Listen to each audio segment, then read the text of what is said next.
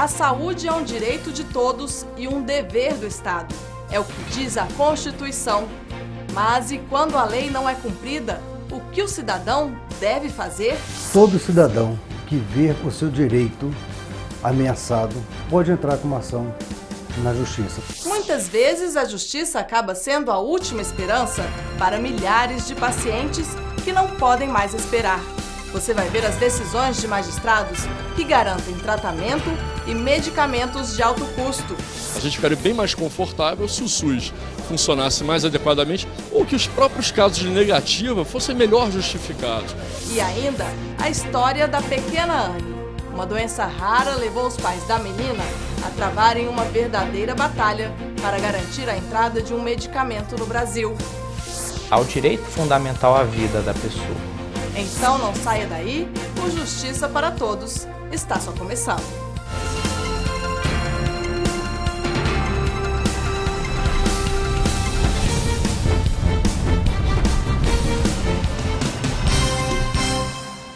Os direitos estão assegurados, mas na prática, o que é uma obrigação do Estado nem sempre está ao alcance de todos na hora que mais se precisa. Quando a saúde está em jogo, a corrida é contra o relógio e aí todo o tempo é precioso para salvar vidas. De um parto a uma enxaqueca. Porque eu tô aqui com a cabeça que parece que vai explodir. Tinha gente passando mal e teve um aqui que saiu no carro aqui arrastando a perna porque não teve atendimento. Numa situação dessas, a quem recorrer? Todo cidadão que vê o seu direito ameaçado, direito esse garantido pela Constituição Federal, do que é o direito à saúde, pode entrar com uma ação na Justiça, seja ela estadual ou federal, dependendo da matéria que se está discutindo. O advogado fala deste artigo da Constituição Federal, artigo 196. A saúde é direito de todos e dever do Estado, garantido mediante políticas sociais e econômicas que visem a redução do risco de doença e de outros agravos e ao acesso universal e igualitário às ações e serviços para sua promoção, proteção e recuperação. Na prática, caso esse direito seja desrespeitado, o paciente tem que procurar a Justiça. A União, o Estado e o município são devedores de prestações de saúde para garantir a integralidade da saúde das pessoas. Não necessariamente aquilo que as pessoas desejam é aquilo que o sistema oferece. Ou seja, para uma mesma patologia pode haver mais de um tipo de tratamento e o sistema trata aquilo de uma maneira que não é aquela que as pessoas desejam. E aí, nesse caso de desavença, as pessoas vão à Justiça. Primeiro é necessário entendermos o que é o SUS. O Sistema Único de Saúde é diferente das outras instituições públicas que você conhece. Aliás, não é uma instituição. O SUS ele é um sistema nacional de saúde, ele unifica o Brasil inteiro para uma política pública de saúde. Então o SUS não é um órgão, o SUS é um conjunto de regras a serem estabelecidas pelo Estado, município, Distrito Federal e União, por meio dos seus órgãos específicos para a promoção da saúde. Significa que o SUS é uma diretriz e que todos têm responsabilidades. Por isso existem processos relacionados à União que vão para a Justiça Federal. A saúde, como tema saúde, é um tema de responsabilidade compartilhada, e não só entre União e Estado, mas União, Estado e município. Geralmente as ações em que as pessoas buscam, seja tratamento de saúde, seja o fornecimento de algum medicamento, enfim, essas ações muitas vezes são dirigidas também, ou na maioria das vezes também, contra a União. No Amazonas, a Justiça Federal determinou que o Estado repasse mensalmente R$1,5 milhão para a manutenção do estoque de medicamentos da Fundação Centro de Controle de Oncologia. O caso foi parar na Justiça Federal porque o pedido foi feito pelo Ministério Público Federal, que junto com o Ministério Público Estadual e o Estado tinham firmado um termo de ajustamento de conduta sobre esse repasse de verbas. O Estado pensa somente coletivamente, ou fundamentalmente no coletivo, e as pessoas pensam individualmente. Há de existir uma instituição, que é o que faz o Ministério Público, que colhe os reclamos individuais e consegue provocá-los como coletivos. Neste aspecto, os comprimidos que estão nessas caixas também são fundamentais para muita gente. Então a União ela só participa do processo para fornecimento de medicamentos quando o medicamento não consta da lista estadual e municipal. E o processo conste da lista da relação de medicamentos essenciais. E se o medicamento não tiver na relação? E se porventura for um medicamento muito sofisticado, muito caro, muito novo e não está na lista? Bem, a competência também é da União, da Justiça Federal, para processar e julgar este processo, desde que este medicamento tenha a aprovação do órgão sanitário. Uma relação com os nomes dos remédios é atualizada a cada 2 anos. Nesta lista estão todos os tipos de medicamentos, alguns anestésicos, contraceptivos hormonais, insulinas, antidepressivos, anti-inflamatórios e vacinas. A última lista, atualizada em 2013, tem 137 páginas. Fica até difícil contar o número de medicamentos. Mesmo assim, a falta deles é uma das maiores demandas da Justiça em relação à saúde. A pessoa tem que ter um médico, tem que ter eventualmente um hospital e também a medicação, né? Porque se o médico prescreve uma medicação que é fundamental e ela não tem acesso, então acho que há toda uma preocupação, programas governamentais nesse sentido, mas como eu disse, a realidade é dinâmica, então muitas vezes surgem remédios que eventualmente passam a ser mais indicados e aí às vezes ainda não estão na lista ou estão na lista, mas ainda não estão disponíveis. Então, nesse tipo de conflito, acaba vindo parar no Poder Judiciário, né? Parece muito simples incluir um remédio nessa relação, mas não é bem assim. O Estado, quando consente em que o medicamento seja administrado para as pessoas de modo geral, registra o medicamento na Anvisa, ele diz para todos, esse medicamento é 100% confiável, vocês podem administrar e usar esse medicamento sem riscos ou com baixos riscos. Se fosse depender só de aprovação da Anvisa, os remédios de dispensação excepcional, como por exemplo os coquetéis usados pelos portadores do vírus HIV, não precisavam da briga judicial para que muitas vezes fossem adquiridos. Se você necessitar de algum dos remédios que estão nessa lista de dispensação excepcional e por algum motivo a União não tem ou não quer distribuir ou está faltando nos estoques, cabe a ação judicial na Justiça Federal para obrigar a União à aquisição e entrega desses remédios a quem dele necessita. Mas a lista de problemas que o cidadão enfrenta é bem maior. Foi assim para essa garotinha, a Sofia.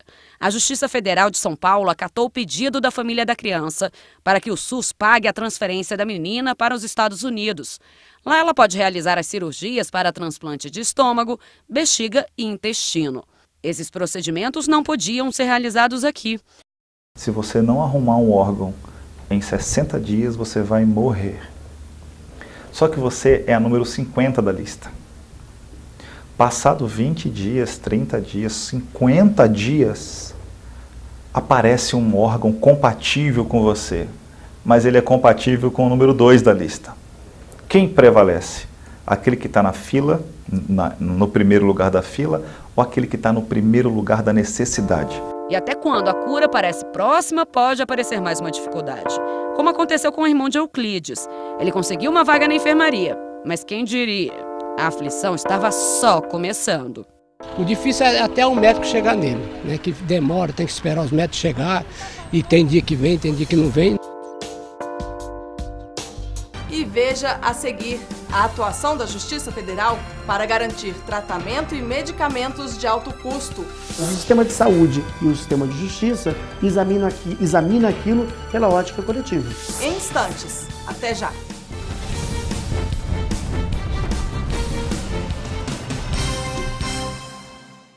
Que beleza de casa, hein, Priscila? É, Regina, nós conseguimos. Mas você sabe o que tá faltando? Bem. Tá faltando isso aqui, ó. O cartão Minha Casa Melhor. Com esse cartão aqui, você pode comprar até R$5.000 de imóveis, eletrodomésticos. Depois você vai pagando um pouquinho cada mês. Se você também conquistou sua casa pelo Minha Casa Minha Vida do governo federal, liga pra esse número aqui, pede logo o seu cartão. Minha Casa Melhor. Mudança de casa, mudança de vida.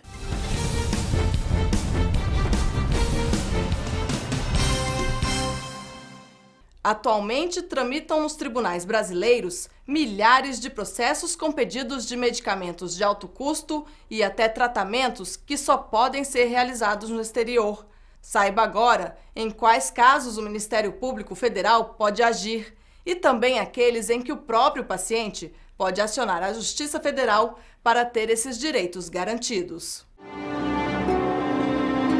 Estou aqui desde 11 horas da manhã, gente, morrendo de dor, que eu não estou nem conseguindo ficar em pé direito. É muito complicado, a saúde está muito crítica. São lágrimas de quem não aguenta mais a dor e muito menos o descaso. Péssimo, aqui ninguém tem respeito por ninguém e a maioria das pessoas que trabalham nessa área acha que a gente está vindo pedir favor. Isso é ridículo. Uma vaga, um espaço para cura. É difícil não só conseguir, mas decidir. Todo caso mais grave, né, acaba sendo muito marcante, né? Tem casos que você está de plantão, você defere uma remoção para um hospital federal no Rio de Janeiro, o sujeito vem do interior, você não consegue a ambulância, a família se cotiza atrás e o paciente morre no meio do caminho. E aí você muitas vezes fica naquela situação, né, de pensar assim, bom, pelo menos eu dei a liminar. Agora, eu cheguei a pensar em negar aquela liminar porque achei que talvez tivesse razão o sistema, dizer que ele tem que aguardar, que ele tem que esperar uma vaga pelo sistema de regulação. E muitas vezes o sistema de regulação não atende, não abre essa vaga e está aí a prova de que essa pessoa precisava e com mais urgência dessa vaga. E infelizmente não é um caso, né? Ele se repete. Um exemplo clássico é a internação. Muitas vezes se comenta que um juiz que determina a internação em alguém, em alguma UTI, e às vezes o hospital não tem a vaga do UTI. Como é que vai fazer? Vai tirar alguém da UTI e colocar outra pessoa? É um caos e parte dele vai parar na justiça para a decisão final, como aconteceu em Mossoró, no Rio Grande do Norte.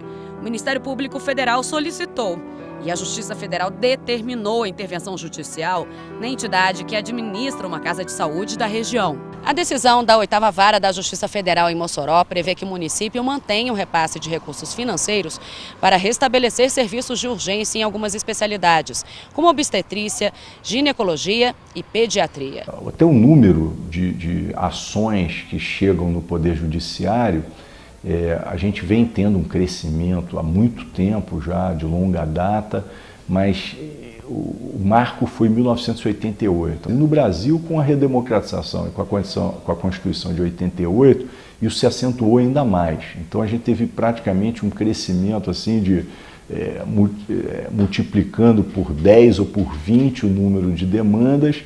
E aos poucos essas demandas foram se diversificando, né? Saúde, educação, questionamento em relação a concurso público, questões funcionais. Então tudo isso que estava um pouco adormecido vem cada dia mais se colocando diante do Poder Judiciário. Muitas vezes o motivo do atraso do cumprimento de uma decisão judicial vem de onde menos se espera, de quem cuida da saúde. O advogado conta que conseguiu para um paciente uma liminar que diz o seguinte: determinando a imediata operação. Nesse caso, o hospital não sabia o que era imediata e falou, o imediato para mim não tem tempo. E aí o juiz, retificando a decisão, determinou o prazo de 24 horas para ocorrer a cirurgia. Aí sim, a cirurgia ocorreu em 24 horas. E os exemplos se espalham pelo país afora. Adivinha quanto tempo o seu Edson aguarda por uma cirurgia? 5 anos. Eu fiz todos os exames, completos e entreguei aqui no hospital de base e estou aguardando. Primeiro disse que a mulher que atendia sobre estava de férias. Depois falou que não atende mais lá. E daí pronto. Então o que esperar no saguão principal do hospital? A triagem falou para mim que já tinha gente de 5 horas da manhã que ainda não tinha sido atendido, que provavelmente eu ia ser começado atendido a partir das 5 horas da tarde. Ela teve muita companhia ao longo de horas, como o seu Raimundo. A coisa está largada a relento mesmo. É assim que o cidadão se sente, mas a questão é complexa. É óbvio que quando a gente dói, quando nos dói, quando tem um problema de saúde, você enxerga aquilo do seu ponto de vista individual e é legítimo. Mas o sistema de saúde e o sistema de justiça examina aquilo pela ótica coletiva. Quantas pessoas têm aquele mesmo problema, para onde se encaminha e como se resolve. SUS e justiça. É que eu estou trabalhando com 2 sistemas universais. 2 sistemas que têm que atender a todo mundo.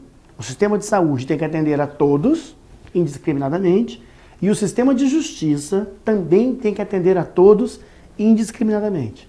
Na hora que 2 sistemas têm que atender a todos, eles têm que se ordenar, têm que ter critérios, prioridade, seleção e organização.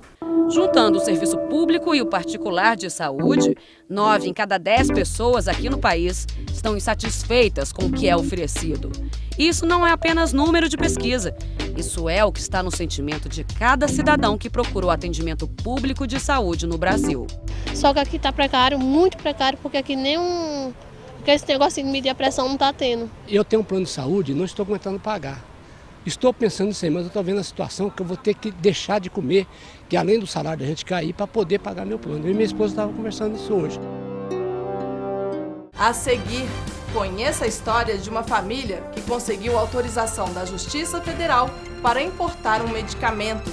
E o juiz julgou e nos deu o parecer favorável. Em instantes, até já!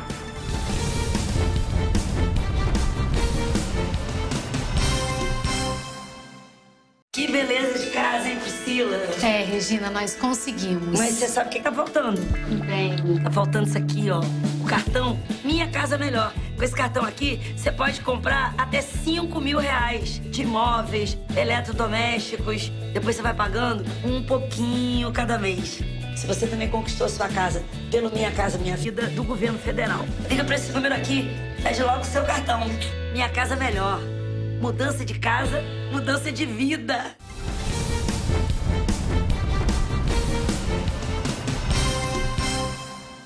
A vida de uma criança nas mãos da justiça. Você vai conhecer agora o drama vivido pela pequena Anne, que tem uma doença rara. O tratamento dela depende de um medicamento que tem uma substância presente na maconha. Resultado, os pais travaram uma verdadeira batalha.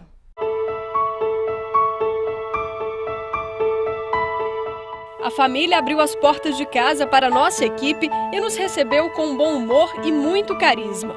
Para entender a realidade de Anne, foi preciso passar algumas horas ao lado dela, a segunda filha do casal. A gestação tranquila e o parto normal não indicavam qualquer sinal de doença.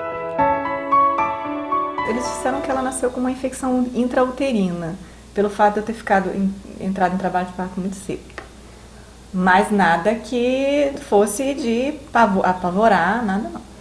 Então ela foi para casa e aí com 45 dias ela deu a primeira convulsão. Depois disso a vida mudou completamente e exigiu dedicação exclusiva da mãe. As convulsões eram cada vez mais comuns e nenhum remédio adiantava. Em épocas ruins ela chegava a ter uma crise a cada 2 horas. E no caso da Anne, as crises são generalizadas, elas englobam o cérebro inteiro. Nada segura uma convulsão. O que você tem que fazer é esperar passar e proteger a pessoa para ela não bater a cabeça, não se machucar, virar de lado, porque a Anne vomitava muito. Os pais não imaginavam qual doença provocava tantos sintomas na filha. Só aos 4 anos de idade, um médico chegou ao diagnóstico certo. Anne é portadora da síndrome CDKL5. Uma alteração genética que resulta em convulsões precoces e dificuldade psicomotora. Aí nós chegamos em casa, que eu fui ver do que era que ele estava falando, o que era CDKL5. Fomos ler as características da síndrome e era tudo que a Anne tinha. Nós ficamos muito felizes por saber o que ela tinha, por ter um diagnóstico, mas muito tristes em saber do que se tratava, por saber que não tinha cura. Os médicos tentaram de tudo, até uma cirurgia para implantação de um dispositivo que estimula as reações da criança. Submetemos ela a uma cirurgia chamada VNS, que é um aparelho, como se fosse um marca-passo, coloca aqui no peito e ele sobe o eletrodo no nervo vago e tenta controlar ali a atividade cerebral. Melhorou um pouco, mas mesmo com o VNS, os anticonvulsivos que ela já tomava, ela ainda tinha de 60 a 80 crises por semana. Mas foi na internet que os pais encontraram apoio e famílias ao redor do mundo que enfrentavam o mesmo problema. Até que um pai norte-americano começou a tratar a filha com canabidiol, uma das mais de 400 substâncias presentes na maconha, com uso permitido em solo americano. O remédio fez efeito e Noberto e Catiele enxergaram nesse tratamento uma esperança para Anne. Aí a gente tomou um choque assim, né? É da maconha. Aí a gente colocou o preconceito de lado e fomos estudar para ver do que se tratava. O remédio foi enviado dos Estados Unidos, mesmo sendo ilegal no Brasil. As doses do canabidiol, que não causa qualquer alucinação ou dependência, melhoraram significativamente o quadro de saúde de Anne. Antes do medicamento, ela chegava a ter 60 convulsões por semana. Os quadradinhos alaranjados mostram como era o dia a dia desses pais. E depois de alguns meses, olha aí, parecia milagre. A página que registrava o sofrimento diário da família ficou praticamente em branco. Logo na primeira semana que a gente deu, as crises reduziram. Então assim, a gente ficou na dúvida, né? Será que é o remédio? Será que é o produto? Será que o canabidiol realmente está baixando a crise ou foi uma coincidência? Aí a gente foi calmo, ainda a gente não disse para ninguém, a gente ficou calado ainda, né? Esperamos mais uma semana. Na outra semana ela reduziu de novo. Ela baixou de 60 crises para 19. Então assim, a gente até se assustou no primeiro momento e quando a gente continuou dando, na 9ª semana, não tinha mais dúvidas, porque ela tinha zerado as crises. Ou seja, ela ficou a semana toda sem nenhuma crise. Era de fato o canabidiol fazendo efeito. Mas a tranquilidade durou pouco. Alguns meses depois, o canabidiol foi retido na alfândega e veio o comunicado da Anvisa pedindo explicações sobre a compra da substância ilegal. A Anvisa nos mandou um telegrama para que a gente se justificasse de o que era o produto, quem era o fabricante, por que a gente estava trazendo para o país aquele produto. Aí foi a gota d'água, né? Então nós entramos com uma liminar judicial para garantir que a Anne tivesse acesso à medicação. O uso do canabidiol para fins medicinais já era pesquisado pela Universidade de São Paulo há mais de 20 anos e serviu como prova na hora de procurar a justiça e tentar legalizar o processo. A partir daí, a vida da Anne dependia da decisão do juiz, que felizmente liberou a importação do medicamento e salvou a vida dela. Nesse caso, o juiz, na hora de examinar uma demanda dessa, uma demanda que é uma demanda difícil, é um caso difícil, ele tem que estar atento aí ao direito fundamental à vida da pessoa. Não é uma questão fácil, ainda que pareça à primeira vez. Não, vamos salvar a vida da pessoa. Parece uma questão fácil numa primeira análise, mas não é, porque o juiz tem que certificar que realmente aquilo é a última opção. Anne precisa tomar o canabidiol 2 vezes por dia. O medicamento, além de não ser barato, ainda é taxado quando chega ao Brasil. A família gasta em média R$500 por mês para seguir com o tratamento e luta agora para que a substância que salvou a vida de Anne entre para a lista de remédios controlados e não de entorpecentes, como regula a Anvisa.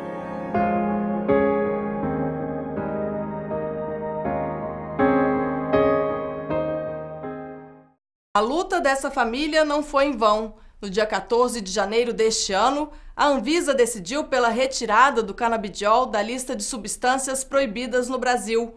Com isso, o canabidiol, para uso terapêutico, passa a ser uma substância controlada e enquadrada na lista C1 da Portaria 344 de 98, que regula e define os controles e proibições de substâncias no país.